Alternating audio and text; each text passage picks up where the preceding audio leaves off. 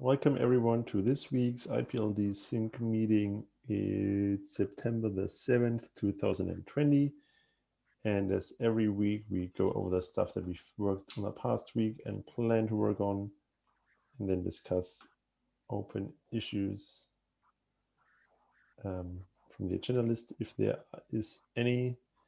And yeah, so I start with myself. So last week, I found some time to work on Rust multi-hash. And what I currently do is, so the plan is to merge tiny multi-hash into Rust multi-hash, basically merging it upstream. And in order to do this, I fix any outstanding things that, so that basically the tiny multi-hash has feature parity with Rust multi-hash so that the merge is easy.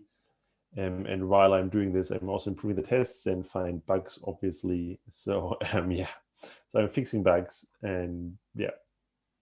But the cool news is that today or yesterday, someone posted that one missing feature is adding Blake 3 support, and someone from the community is on the way of contributing this. So that's pretty cool that I don't have to do all the work, but there is help from others. So that's really cool.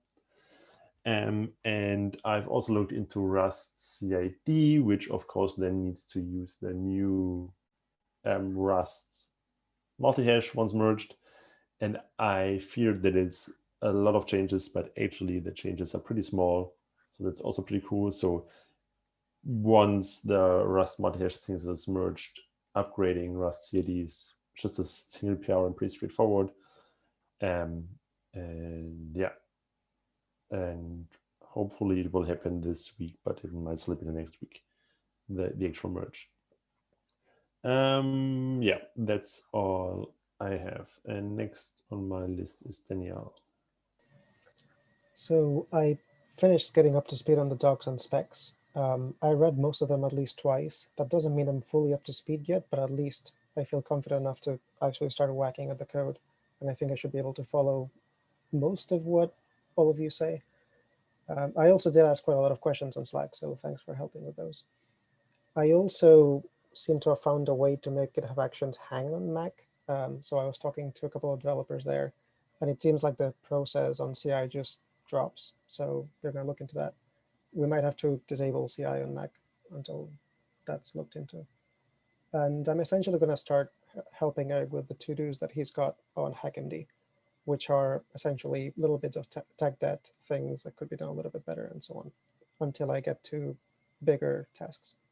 But that's it. Thanks. Next is Eric.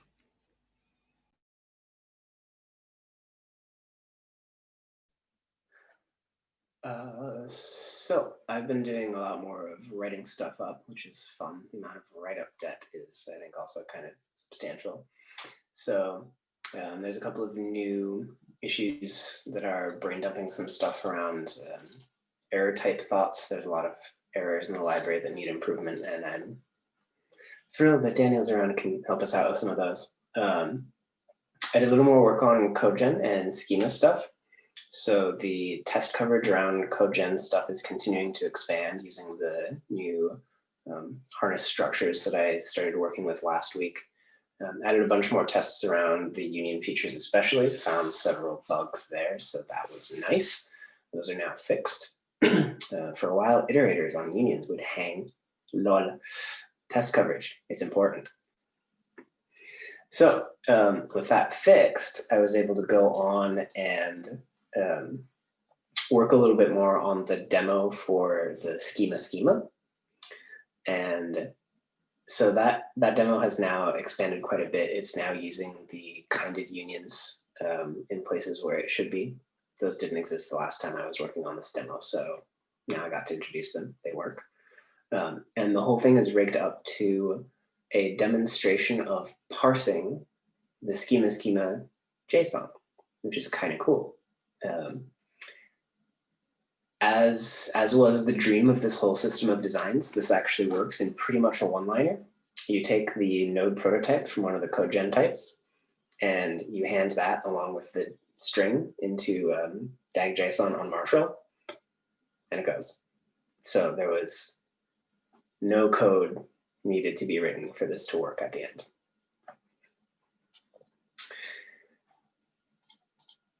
That has also produced some learning experiences. I ended up massaging the schema JSON a little bit in a couple of ways, and I'll talk about that more later. And I've also realized with some intensity that the error handling experience throughout this whole thing, again, needs a lot of work. It was a little bit tricky to figure out when I had a mismatch between the schema as I had typed it in programmatically and this document that I was parsing and getting to match to it. In a lot of cases, it would give me errors based on the type system, which were helpful, but it wouldn't tell me where in the document exactly those were. So if that type appeared in multiple different places, then the error messages were not as helpful as one might want. So there's stuff to do there. The schema changes, I didn't make good enough notes on this in the document that's right in front of me. So there's a PR open for that, which introduces a couple of potential changes. And I'm not sure if they're all good changes. So that's more of a discussion starter. I marked that PR as a draft because I do not assume that I want to merge that without discussion. If indeed at all, it'll probably be more like it generates some other PRs that are more broken down, if anything. Some of those are some small renames of the internal types to make it read better. So those are very interesting. Some of it is proposing changing one of the core unions in the schema to be keyed representation where it is currently inline. And so that one causes the structure of the document to change kind of drastically, at least until you turn off the white space diff. And then it's not so drastic anymore. That's a change that I made primarily because it meant I can do codegen matching that now, because codegen for unions with inline representation is not yet implemented. But there's a lot of reasons that I think we might be inclined to recommend keyed unions as one of the most preferred choices in new designs. And so I want to talk a little bit more about that and like consider whether we want to dog food it in the schema, and if not, like why, and be ready to like really defend our reasoning on that. So I think there's a couple of other changes in there that I cannot remember for the life of me right now. Oh, unit types. I haven't quite finished a new issue to write up the how and the why and the where and the what around units, but I think that is something that we should look at adding to the schema system in the near future. A unit type is basically a type that has a cardinality of 1. It doesn't come up often, but when it does, you really want it, and the workarounds are really sketchy. So it's come up at least 2 times in stuff that I've been working on so far. And in both cases, it threw me for a loop to not have it. So I think we should work on it. And what else? Oh, we had some conversations in recently past weeks about identity multihash. And I want to forward a little bit of news from Ian from the PureBoss project. We were chatting this week, and he was working on something where he had previously wanted to use identity multihash, and he implemented the code to work without it. And it was not as big of a problem as he was previously afraid of. So I think this is probably good news. I'm going to try to beg him to write up an experience report about that, but it seemed to be, it worked anyway. The figuring out what to do about it took him like roughly a day, and he said the number of lines of code that are user facing after that were quite minimal. So, so hopefully we can get him to talk about how that worked. And it should be good news. He's claimed to be one of the biggest users of identity multi-hashes too. So that's yes. So this is it's good context. Yep. And I'm also going to try to talk to Ian a bit more about UnixFS v2 futures in the next week, because he started to work on some other experimental file system designs. And I don't expect that our work will converge on that, because he's got use cases in mind that involve especially things like capability bits and permission systems that are just they're going to be full of the application level logic of peer vals, and that's fine. But it'll be nice to talk a little bit more and try to get our ship sailing in like roughly the same direction. So that's it for me. Thanks. Next is Rod.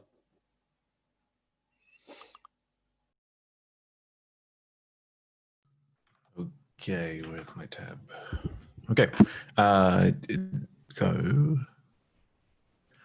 Okay, so the story of my week is I'm slowly navigating my way to some of this test fixture stuff that has been on my list for so long and came back up again with the Filecoins work. And like it's the reason I touched car files in the first place, way back. It seems so long ago. Anyway, I yak shaved my way to a new DAG-PB implementation in JavaScript because my test fixtures for car files include some DAG-PB stuff, and with the migration to the new multi-format stack, that is the most awkward piece of it all, and it just makes a mess of the tests. And Michael hadn't done it, and I didn't see what was going on, what the path was to getting that done, so I just did it. So there's a new DAG-PB implementation for the new multi-formats stack. And in that issue number 1 in that new repo, started a discussion about how we interact with the new block abstraction and these data shapes that come in that aren't the final form. And in this particular instance, that well, the reason that's an issue is because in the block abstraction, Michael's built in this reader functionality, reader abstraction, that takes over all of the path resolution stuff that was built into all of the old codecs, or is built into them. So in any of the other JS codecs, the path resolution is deferred down to the codec. So whenever you want to do a resolve, it calls this resolve function on that codec, and that does the resolution for you, which was always a lot of duplication. That you can find the same code again and again across these codecs because most of them do pretty much the same thing. There's some variation, but it's very similar. So Michael pulled that up into the block interface. So if you do path resolution, you've got this block, then it will do it all actually locally. And the way that works is because in JavaScript, we're dealing with just plain objects. So when we do a decode, we instantiate an object that is the shape of the data in the data model. And then when we do it, so we can path through that object. So any path tells us how to get through that object. We can do that in memory. And then when we serialize, we take an object of the appropriate shape and then turn it into the bytes for that format. And that's fine with DAG-JSON and DAG-CBOR because it's just a matter of how do you serialize these things into those codecs, and they're flexible, and so you can take any most shapes of data in memory and turn them into DAG-CBOR or DAG-JSON. Great. But we have these other codecs that are not flexible, and DAG-PB is one of them. Pretty much everything but DAG-CBOR and DAG-JSON is. And they have very particular opinions about the shape of data in the data model. So when you deserialize, when you decode a block that is DAG-PB, you get back this object that has a links property and a data property. And the links property is an array that has objects with each of which has 3 properties. What is it? The hash, t size, and name. And there's a few rules around these things and what defaults are, what happens if they don't exist, even the rules around what happens if the data property is empty. That gets transformed to a 0-byte array. So that's fine. So resolving paths, there's some questions about DAG-PB because there's this whole named links thing, which is, if you look at the DAG-PB spec, you'll see.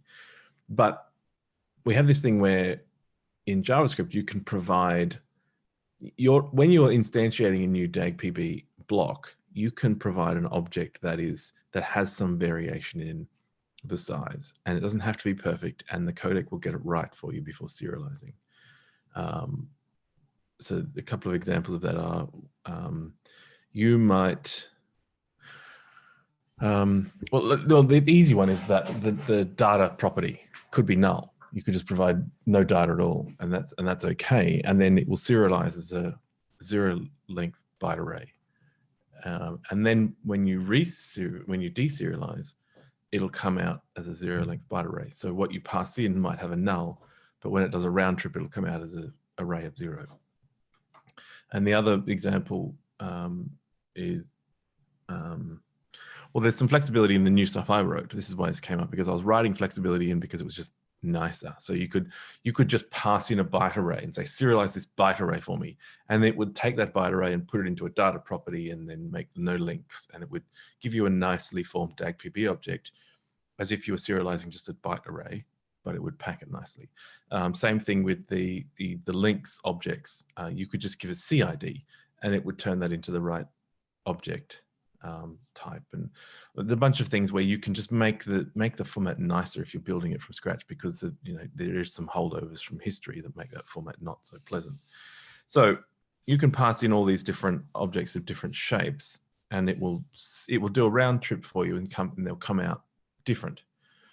But then when we have this block abstraction, when you instantiate a new block from the data model, and it's got the shape that doesn't quite match what would occur in a round trip, this reader thing, the path resolution, will resolve according to the data you've passed in, not according to how it will be if it does a round trip. So you get really weird side effects of that. And if you were building a system where you were creating the blocks in memory and not doing a round trip, you were not deserializing, you were creating them and using them while you created them. Say you had a Unix FS system that was sucking in a file system, and you also wanted to browse it in your file browser at the same time while you were processing it. So before even serialization, you might throw these block objects into that. And if you were doing any pathing, then the paths would be wrong because the data shapes are not their final form. So there's this question now about what do we do about this block abstraction? One option is to force a round trip, which seems really wasteful if you were never going to encode like maybe you have a case where you don't actually encode, you're just using them as an abstraction. Another one, a proposal is to have a prepare method of some kind for each codec, where the codecs have a way to register that they need to do some data preparation. Another example of this is in JavaScript, we can have objects that have extraneous properties on them, and they just get ignored. And so if you were to do a round trip and you had a property foo on a DAG-PB object that you passed in, you wouldn't error on that because it's not looking for extraneous properties, but it would disappear on a round trip. And then, but if you didn't do a round trip, your path foo would resolve, which is just silly. So yeah, so now there's a discussion in there in issue number 1 about how this round tripping and preparing data shapes should work. And yeah, it's not resolved, but needs some experimentation and might make the abstraction a little bit less clean. Anyway, long story, but it's issue number 1 there. The other thing that was a lot of discussion was back to the car stuff was the data store interface that I've been using to write these abstractions over block storages in JavaScript. It comes out of Filecoin, and even initially it was like, this doesn't quite fit. It's got a lot of legacy ideas in it that just don't apply to what we want to do.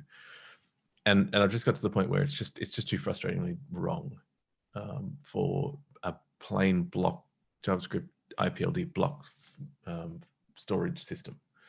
So there's a discussion in the car repo about the new storage abstraction there, an API for that. And Ghazala has been very helpful, as usual, in coming up with ideas about what that abstraction should look like, how the API should feel. So I'm in the middle of implementing that. And the idea is that should be transferable to these other storage things we have. So like Michael's been doing, storing IPLD in Git LFS. That same abstraction should be mirrored there, so you can just pass it around and be agnostic to where you're storing them. So that's a fruitful discussion, and that's what I'm in the middle of doing, and that's my main interesting things this week. Okay. Any other updates from anyone? I have one comment about the issue 1 on DAG PB, because like as you explained it, I was wondering, because I was also like, I'm also posted comments on the discussion, but as you explained it, could it perhaps make sense that there is that the from the codec, the encode method expects always the correct shape, like the final shape it should have, and that you then have this preparation method also on the codec.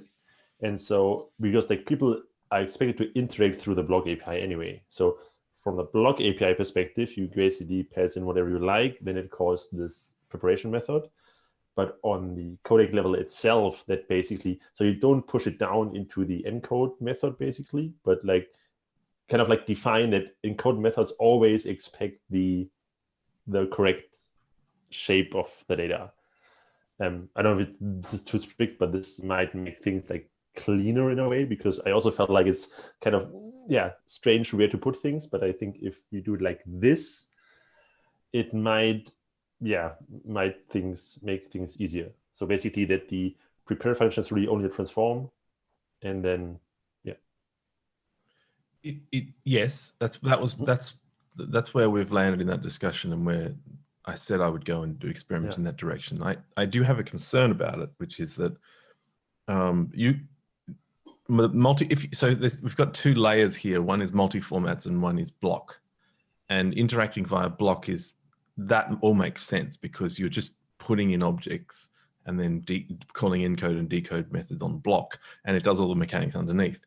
And so you can hide all those details there, and it would work quite nicely.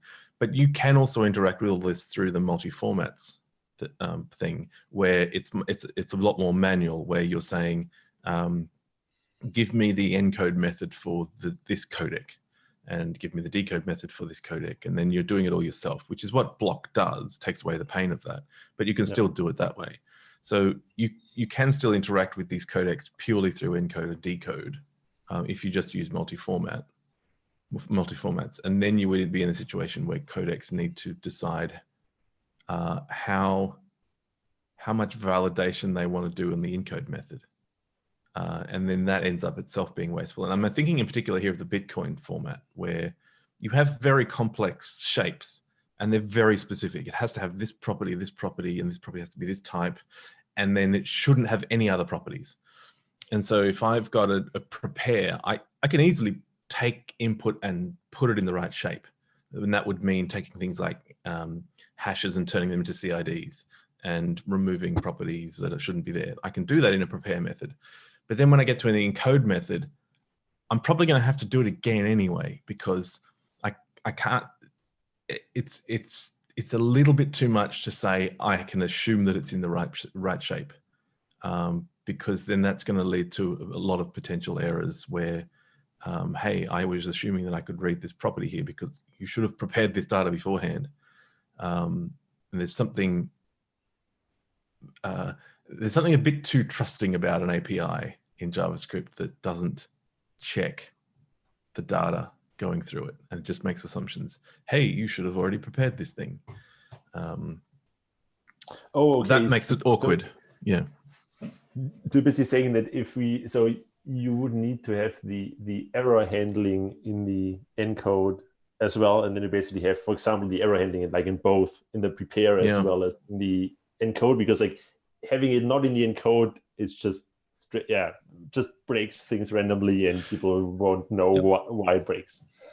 But I did have a thought about how this can be ameliorated, which is that you can do this prepare thing. Yeah, no, it doesn't really solve it. But you, with the calling prepare for using the pathing thing, you can defer calling prepare on any input data until the user does call that pathing thing, or they ask for the decoded form back before you've done a round trip.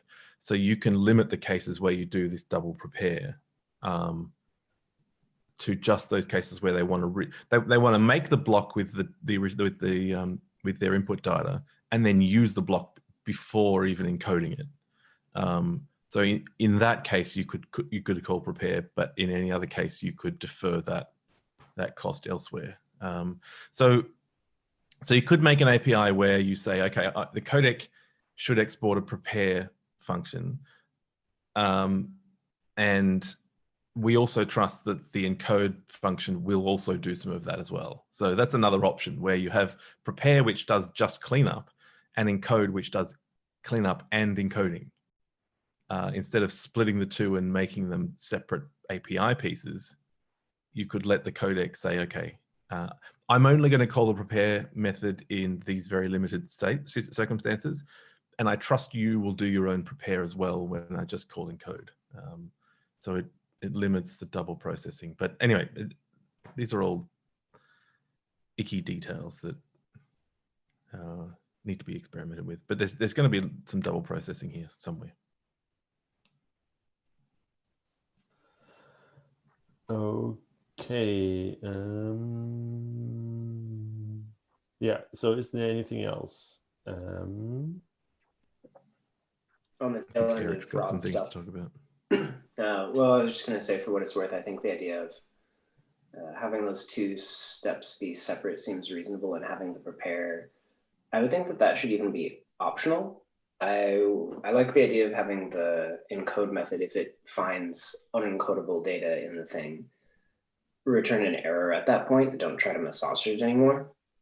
Because I would think it would be possible to make the prepare call and all of the massaging that it does be entirely optional for newly written stuff. Like maybe we want this for things that are having some compatibility story that feels more like the older generation of interfaces. But if you're writing new code, you could also just write new code to not use any of those structures or assume that those transformations are going to exist, right? So it shouldn't be strictly necessary to ever have prepare be called if you know you're writing code in this new generation. Yes, but then you're actually adding on even more checking, because, okay, an example with DAGPB is if let's say my encode method only deals with exact form objects as if they did a round trip, and I just assume that they're all there, and if they're not, then that throws. Well, what about this null data array thing where DAGPB spec specifies that it can't be an empty property. It has to be a zero length byte array, or it has to have bytes in it. And so then I have my code then has to say, it has to check that you've given. It can't just be this loose check of, if it's not there, then I'll replace it. It has to be a byte array. It has to have a length. No, it doesn't have to have a length, obviously. It has to be a byte array. And it can't be anything else. So I need to have a type check for that. And then I have, another thing I have to do on everything and every sub property is check for the keys of every map, because everything's an object, everything's a map in JavaScript. So I have to check the keys, that there's no extraneous keys. Okay, you've given me something that's got links, data, and foo. Why do you have to? Why can't you just leave this until the codec runs on it, and the codec is checking all these things, and then the codec says no? Yeah, but that's what I'm talking about in an encode method. So in what I would do in DAGPB, if you gave me an object that had links, data, and foo, I would never touch foo. Like in the old codec and the new, there's no reason to even touch foo, to acknowledge that it exists or even check for it. All I care about, you've given me an object, I'm pulling out data and links, and I'm serializing those. But you've given me something that's got foo as well, that's invalid, and that wouldn't make it through a round trip, so it shouldn't be there. And a prepare Yeah, method. I think that So should cause an error. Right, so that means that then I have to do a recursive keys checked on every object that comes in, and that's additional processing that we've avoided. So that seems like a almost baseline, like you're doing a marshalling. Yeah, it seems like it to you. I know why it seems like it to you, but right. this is not how we operate in this untyped world, where because it gives you a lot of flexibility in untyped land, where you can reuse the same thing for different purposes, and you can make something look like it's two things at once. This is polymorphism that it affords us. It's often not a good practice, but it can be useful. In this case, it's not ideal, yes, but it's the kind of processing that we have been able to avoid for the most part. But in this new case, with this new abstraction, because we are operating on these objects, they need to be pure. So we have to go through this purity cycle. For a prepare method, yes, it makes sense. What I would do is I'd probably create it. No, and the other problem is you have to create a new object. That's the trick here. So you can't just clean up an old object. Somebody gives you something, you have to create something new and give it back. You can't just take the old thing and clean it up for them, because then that's breaking an API contract that we generally stick to in JavaScript, which is don't mess with the user's input because they might be using it for something else. Make something new and return that. And that gives you the opportunity to clean up properties. So what you do then is you take an object, it's got links, data, foo, you make a new one, and all you care about is pulling out links and data, and then you give them that. And there's not even any reason there to check for properties of the original one. So you don't even need to do any type checking or keys checking, because all you've done is pulled out links and foo, and there's no error involved. There's no checking involved. There's no, because somebody could potentially give you something that's got a lot of objects on, a lot of properties on them, and these things could get expensive. And mostly you can avoid that. Anyway, this becomes really messy, and it's but it's a question that won't go away with these non-flexible formats that have opinions about data shapes.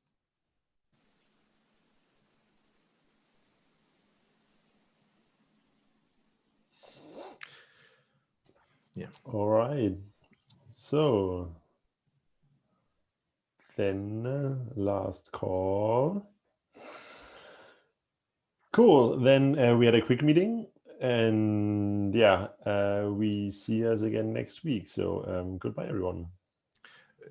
Eric, before we do close, Eric, did you want to talk about the schema stuff at all, or we'll defer that? Oh, if we have to, I guess. We don't have to. So it is 7:30 a.m. I'm not that keen for it.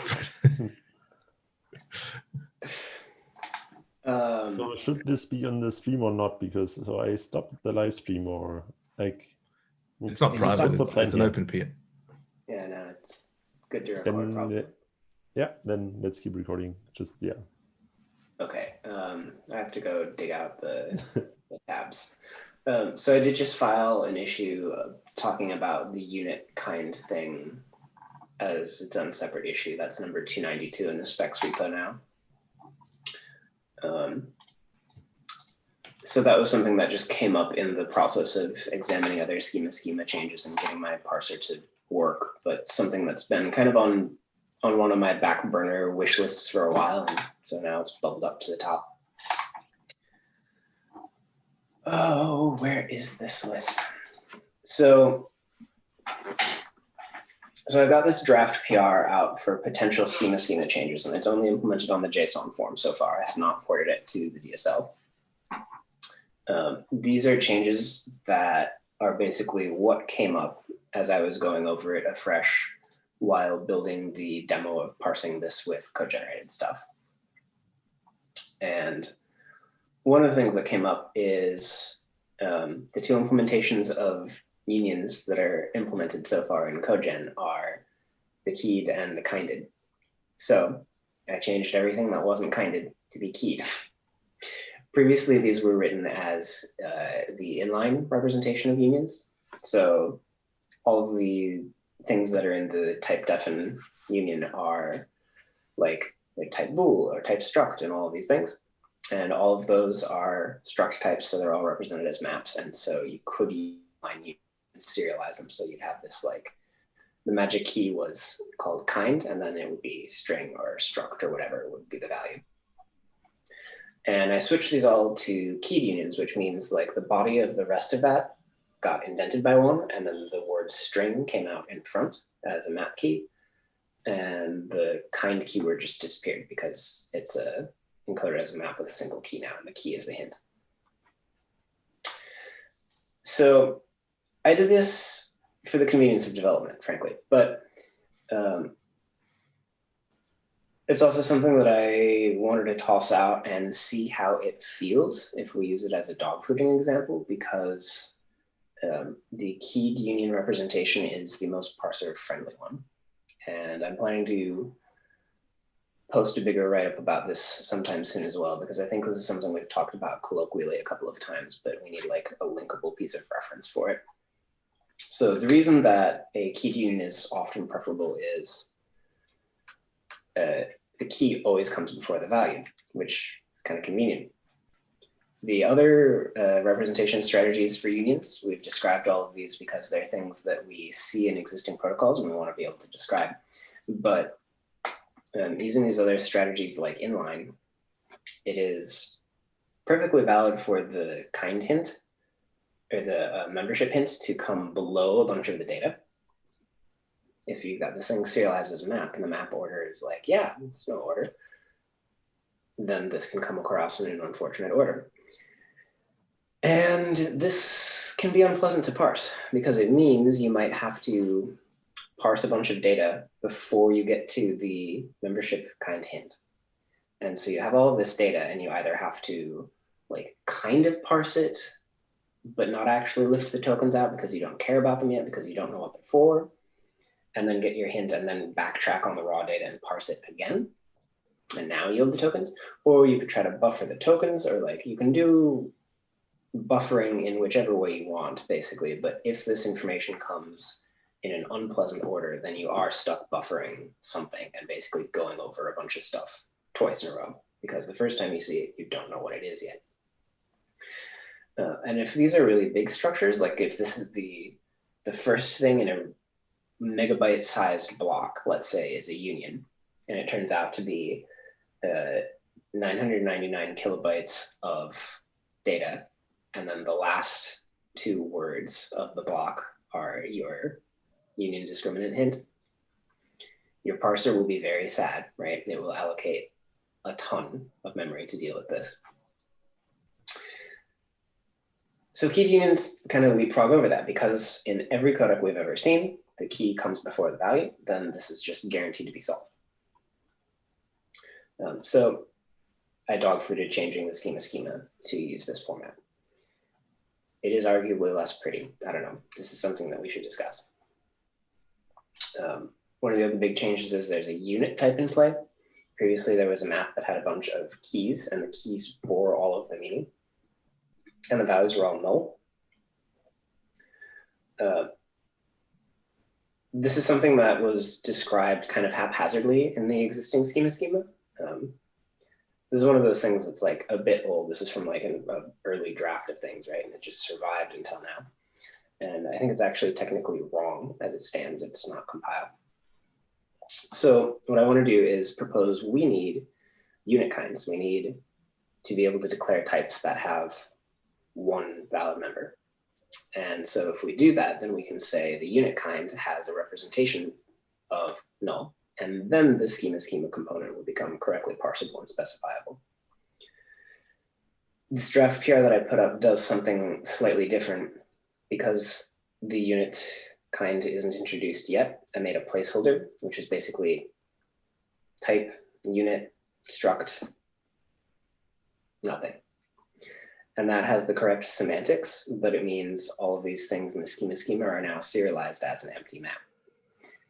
So this works, and it passed all the type checking and consistency stuff in my demo using the codegen types. But like maybe this is not what we want. So introducing a real unit kind would let us do something better here. And yeah, that unit thing applied to the enums basically. So I think those are the biggest changes. The naming ones aren't really interesting. So I guess the ask is just, I don't know, take a look at that, consult your heart, tell me how you feel. Sorry, I'm looking at the issue for unit type. Can you tell me as succinctly as you can why defining a concrete null wouldn't solve this problem? It would, but like I don't know, it's the same thing. The important part is cardinality equals 1. I don't really care what we call it. I think we should call it unit because that literature is pretty consistent in the history of other programming language theory. But, so are you suggesting we do away with null, even though we have this in our data model? Weirdly, yes. Which really bugs me because right now our docs for kinds and schemas do say that it's a superset of the representation kinds, and it would be kind of annoying to complicate that. Maybe we can phrase that carefully as saying unit at the schema kind level is the same as null at the representation kind level. And it does seem like an added complication when we have a cardinality 1 thing already. Sorry, Volker. Yeah, but does the unit type buy us anything compared to a null? Like practically, like for code gen, or like, yeah, does it any, like, is it really only a matter of like, it would be like a better description of what it does, or is it really like it has benefits on? Yeah. Well, so the benefit would be that it works at all. Like the schema as it's written is actually wrong on this front. Like it just doesn't, it doesn't compile. Like right now there is this map as part of the definition of enums in the schema, and it has the string values, and those are what matter. And then all of the values in that map are null. And so like, that's valid JSON, sure, great. But the schema, the types that it describes describe this part as being a map that has keys that are string and values that are capital N null, as if capital N null is a type that is somewhere else in the schema, and it's not. This is just an incomplete reference that does not compile. So the introduction of a unit kind would let us define such a type and finish this so that it compiles. That's so with the definition of a null type. You could just define the null type. Yeah, like we could call unit null names, right? As long as it hits cardinality 1, I don't really care.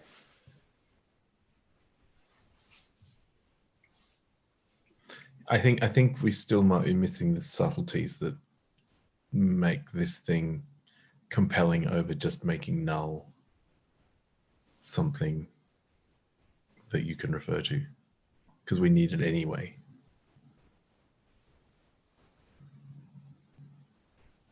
It is a thin wraparound saying there should be types that we can say their only inhabitant is null. I kind of think being able to introduce more than one representation strategy is also sane, because it is not never that I see some protocol in some JSON API someone made somewhere on the internet, and it has maps where the values can literally only be true and any other value would be wrong. People do this. So I would kind of like to be able to represent that by saying, yeah, that's some sort of a type that is the unit kind and its representation is true. I think that would be handy.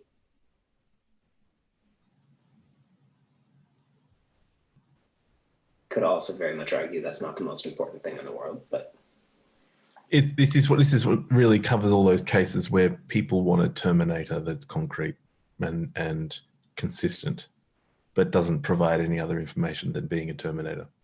Yep. Which null does give you, but yes, there are other uses. Weird. Yeah. Like empty struct, empty map, or true, or 1 or 0. Yep. So like the first time I was drafting one of not the first time, roughly the 39th draft of the selector schema, I wanted to have the matcher type be it should always be serialized as true, because that was the terminator in that recursion system. And I thought having it show up serially as true looks nice. And that was not possible to express in the schema language at the time. So if you're saying you have like different representations would make sense, would it then make sense to have a unit type with default representation null, and you can define your other representation, perhaps? I think, yeah, probably yes. So it would be kind of like for people that don't care, it will be null. Yes. and I think people that do care can do whatever they like. Yep. And every once in a while you can see, this has not come up often, but it is possible that you could imagine somebody writing a union where more than one of the member types is actually of unit kind. So that's just fun. Oh. I think that's one of those things that sounds weirder than it is once you wrap your head around it.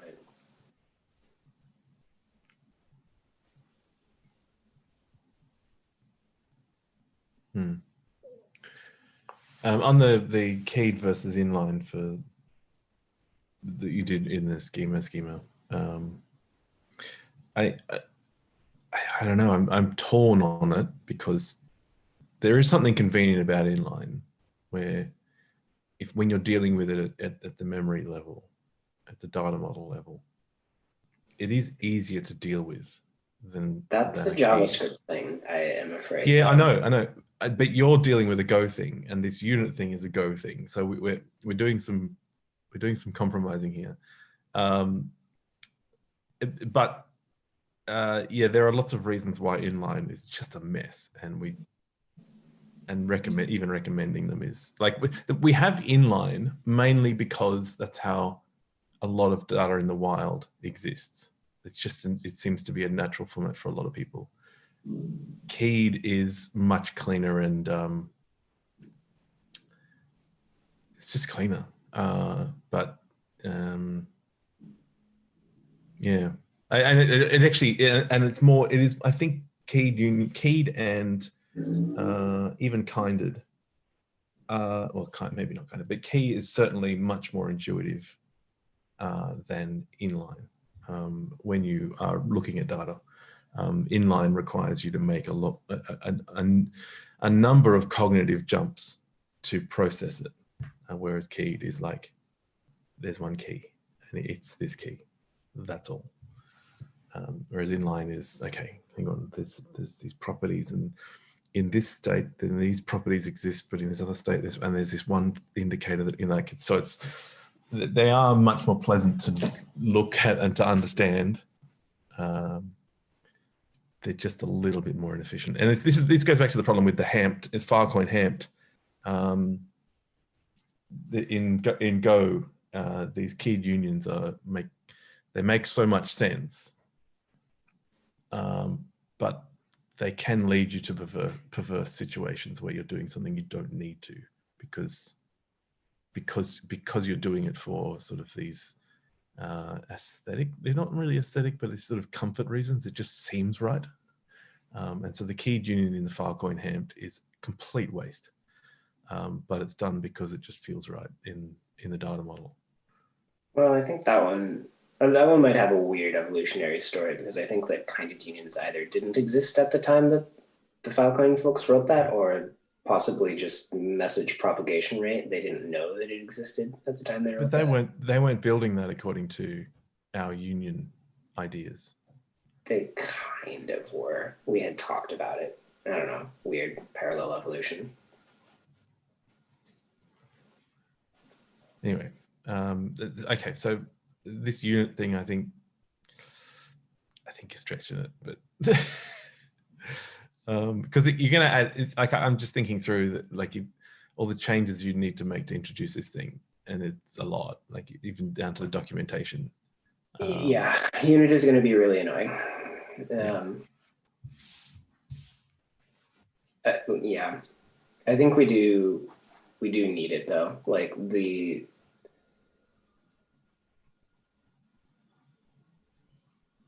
schema just doesn't compile unless we introduce this, or we introduce the hack. Or we fix null.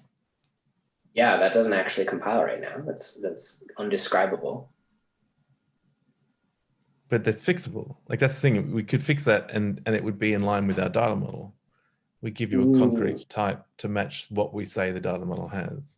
Well, okay, that may well be true, but we would still need to. It doesn't matter whether you call the new thing unit or you call the new thing null. Like it does matter, because if you call it unit, then you have to do all this other work to make unit a thing. But we don't need to do that with null because we have it already. I'm pretty sure that the DSL parser and all the rest of this stuff does not support this correctly yet.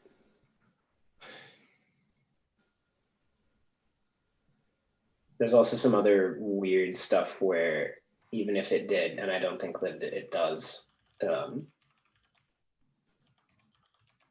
like I don't think the kinded unions will support any of these behaviors correctly right now. There's some just like generally unfinished bits around this.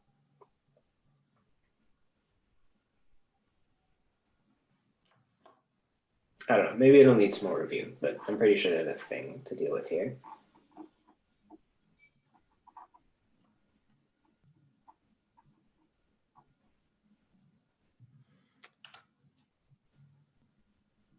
Because like right now, I definitely could not get any of my cogen stuff, at least, to parse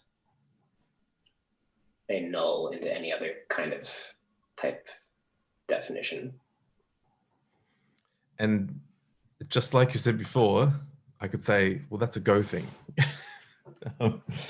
This comes down to it, like a language thing.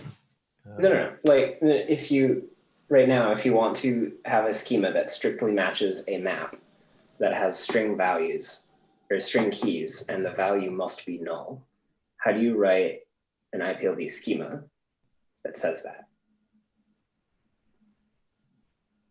Well, we work on making that null type concrete, that it's a thing that you can refer to. Just, I mean, I think I understand your problem, but I still think it's more of it's more in the realm of your constraints around your types, your memory types, not so much the schema itself, because you could just fix that. You could instantiate a concrete. I think just fix that is I think we've got some work to do around that. I don't know, maybe you implemented a bunch more of that stuff in JavaScript things already than I ever did, so we have different views of this. Sure. Yeah, I'm looking at the parser stuff for. I just don't have any special handling for this null enum thing. Right. It just is. but that does come from. I think it does come from the fact that null is a first class and heavily used thing in JavaScript. Like null is a thing, undefined is the without the thing. So it is a concrete thing, and so so it sort of falls out naturally in the language when it can become a default case without too much effort. And so maybe it's not appearing in what I'm looking at here because it is implicitly used as something that just falls out. It's not explaining it very well, but there is a distinction here that between the languages that does make a big difference.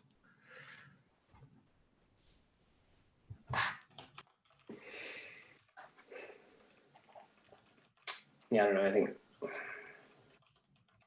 I'm not saying no. I'm just saying it. Like, do you think that one should be able to say right now in the schema DSL type capital N null space lowercase n null? Like, is that going to be processed as a kind keyword on the end there and do something?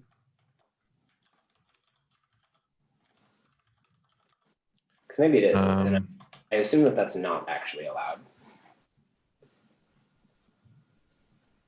Yeah, it wouldn't be allowed in the paths as they are now. But is that a problem? How much of a problem really is that? It means the schema doesn't parse. So if nothing else, I think we've got some like review of the terrain around here to do, and then maybe we can figure out what we want to do for consistency in the future. But there's definitely some weird space that needs a look around this.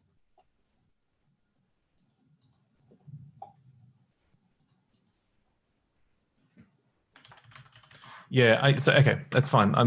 I just want to make sure that this is thought through really carefully before doing it, because it's so non-trivial.